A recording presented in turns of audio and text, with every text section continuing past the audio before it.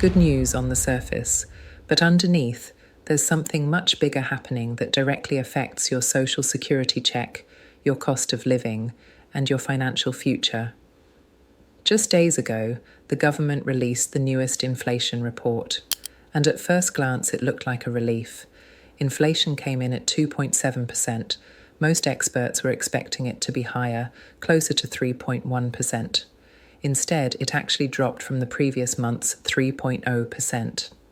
Now, if you're on Social Security, SSI, SSDI, or living on a fixed income, you've probably heard this before. Headlines say inflation is cooling, officials say things are improving, and every time you hear that, the same question pops into your head. If inflation is only 2.7%, why does everything still feel so expensive? Why does the grocery store bill keep climbing? Why does rent still feel out of control?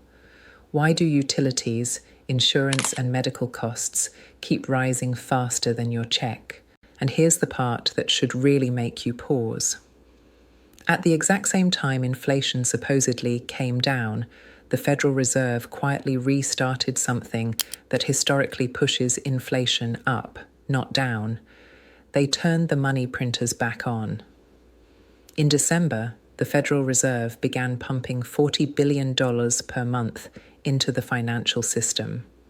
At the same time, they started cutting interest rates. Let me say that again slowly, because this matters.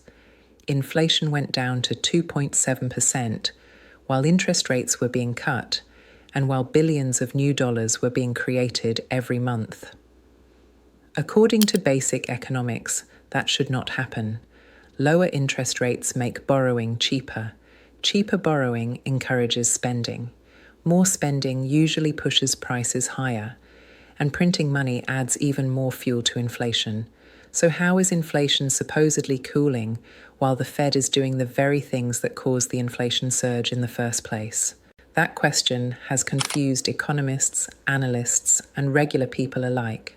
And today, I'm going to walk you through what's really happening in plain English, and why this matters so much if you depend on Social Security or fixed income benefits. Because here's the uncomfortable truth. Even if inflation is officially 2.7%, that number controls how much your COLA increases, and that directly determines how much your Social Security check goes up or doesn't. Let's break this down. The official report says headline inflation is 2.7%. Core inflation, which removes food and energy, is around 2.6%. Compared to the chaos of 2021 and 2022, yes, that looks better, but better does not mean good. The Federal Reserve's target is 2.0%, and we are still well above that, nearly 35% higher than their goal. And here's what should concern you.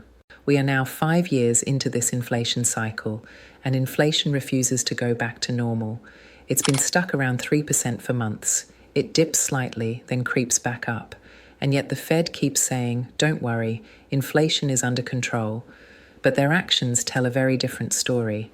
If inflation were truly under control, would they be cutting rates? If inflation were truly solved, would they be printing $40 billion a month again? This is where things stop adding up. Fed Chair Jerome Powell says tariffs pushed prices higher this year, but he claims those increases are temporary. According to him, once we move past 2025, inflation should cool naturally in 2026. That's the official explanation. But here's what many people, especially seniors, are starting to believe. The Fed is no longer fighting inflation as aggressively because something else matters more right now. Keeping markets stable, protecting banks, and helping the government manage its massive debt. High interest rates make it harder for the government to borrow money. Lower rates make that debt easier to manage, and printing money helps keep everything moving, at least in the short term. But there's a cost, and that cost shows up in your everyday life. Now let's talk about Social Security for a moment, because this is where inflation numbers really hit home. Nearly 70 million Americans receive Social Security benefits. Every year, the government uses inflation data to calculate COLA, the cost of living adjustment. If inflation is reported at 2.7%, then cola stays around 2.7%. But ask yourself honestly, did your real costs only go up 2.7%? Most seniors will tell you no. Rent increases alone often exceed that. Insurance premiums jump more than that. Medical costs, prescriptions, utilities, many rise far faster. And here's a hard truth that many people don't like to talk about. The lower inflation is reported, the less the government has to pay out in COLA increases. If inflation were reported at 6% or 7%, Social Security checks would have to rise much more. That would cost the government hundreds of billions of dollars. So when seniors say there's no way inflation is only 2.7%, they're not crazy. Your personal inflation rate is what matters, not the headline number.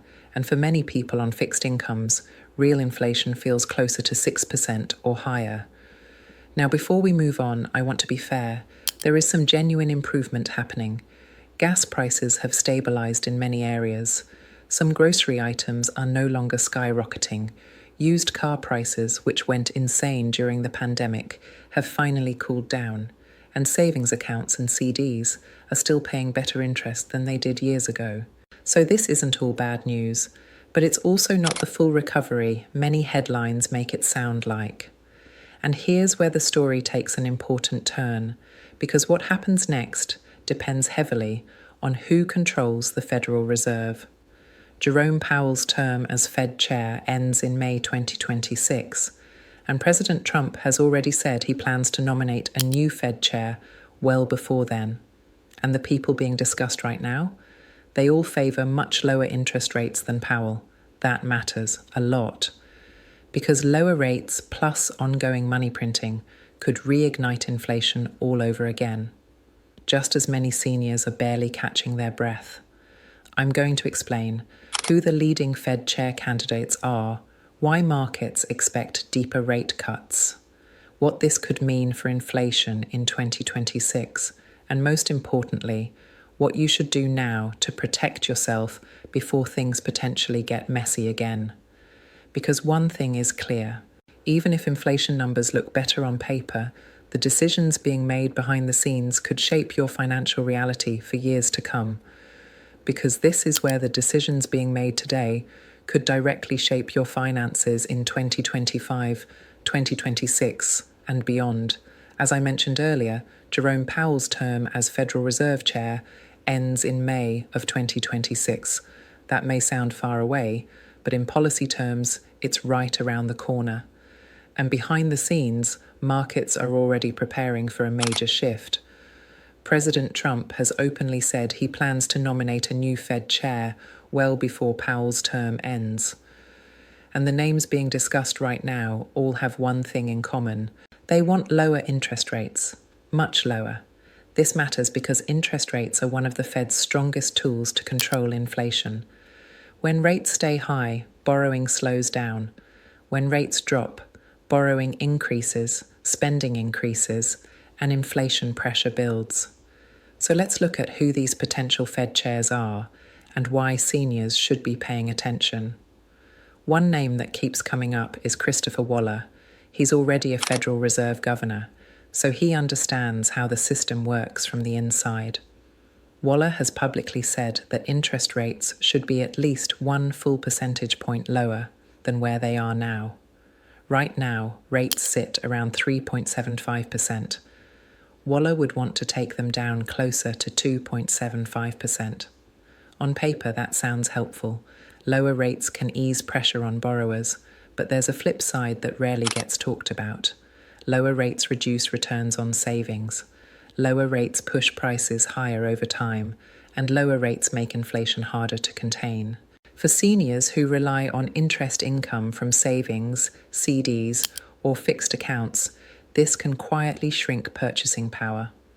Another name in the mix is Kevin Hassett, who is currently viewed by betting markets as a leading candidate. Hassett is expected to push for even more aggressive rate cuts, but here's where things get complicated. Some insiders say Hassett lacks hands-on experience managing crises. Others worry he may simply follow political pressure rather than push back when inflation risks grow. That creates uncertainty, and uncertainty is never good for people living on fixed incomes. Then there's Kevin Warsh, another serious contender. Warsh has been out of the spotlight for years, but he's known to favour looser monetary policy. That's exactly why he's being discussed. And here's the key takeaway from all of this. No matter who becomes the next Fed chair, markets expect rates to fall further, and sooner than Powell originally planned. That's why many analysts believe inflation could flare back up in 2026. And that's where Social Security beneficiaries need to be especially careful. Because inflation doesn't have to explode to cause damage. Even a slow, steady rise can quietly erode your standard of living. Let me explain why. When inflation rises, prices go up immediately. But COLA adjustments lag behind. So even if inflation increases next year, you don't feel relief until much later, and often not enough to fully catch up. If inflation rises faster than COLA, your real income actually goes down, even if your check technically goes up. That's the trap many seniors have been stuck in for years. Now, some people say, at least inflation is lower than before, and that's true. But lower inflation doesn't mean prices are falling. It only means prices are rising more slowly. A gallon of milk that went from $3 to $4 doesn't go back to $3 just because inflation slows. It stays at $4 and then creeps higher. That's why so many people feel like they're falling behind even when headlines sound positive. So what should you actually do with this information? First, don't assume the worst, but don't ignore the warning signs either. The Fed cutting rates while printing money is not a neutral decision. It has consequences. And history shows us those consequences usually hit fixed-income households first. Second, understand that official inflation numbers are not your personal inflation rate. Your real inflation depends on what you spend money on. If you rent, your inflation is likely higher. If you drive often, your inflation is higher. If you rely on medical care or prescriptions, your inflation is much higher. So plan based on reality, not headlines. Third, expect COLA increases to remain modest.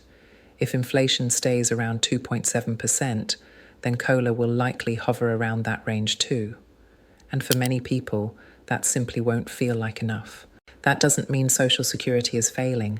It means the formula doesn't fully reflect real-world costs. Fourth, this may be the best time in years to strengthen your financial foundation. If you can build or rebuild an emergency fund, do it now. If you can lock in decent interest rates on savings or CDs, consider it. If you have subscriptions or recurring bills you don't truly need, cut them. Every dollar you save now gives you flexibility later. Fifth, if you're still working or have any income outside of benefits, advocate for yourself. A 2.7% raise does not match real-world cost increases for most households. Don't be afraid to have that conversation. And finally, stay informed, but don't panic. You've already lived through one of the worst inflation periods in decades. You adapted, you adjusted, you made hard choices. This moment isn't about fear, it's about preparation. Because the truth is, inflation coming in slightly better than expected is good news, but it doesn't erase the risks ahead. The Fed's actions, the upcoming leadership change, and ongoing money printing all suggest we're entering a new phase, not a return to the old normal. So here's what I want you to remember. Inflation is lower than expected, but still above target. Rates are coming down, not up.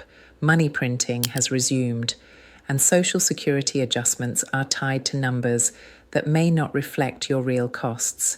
That doesn't mean disaster is guaranteed. It means awareness matters. If you stay informed, plan realistically, and focus on what you can control, you put yourself in a stronger position, no matter what the Fed does next. And if this explanation helped you understand what's really happening beneath the headlines, make sure you stay connected. These policy decisions affect everyday life far more than most people realize. You're not alone in feeling the pressure, and you're not wrong for questioning the numbers. Your experience matters, your budget matters, and your future deserves clarity, not spin.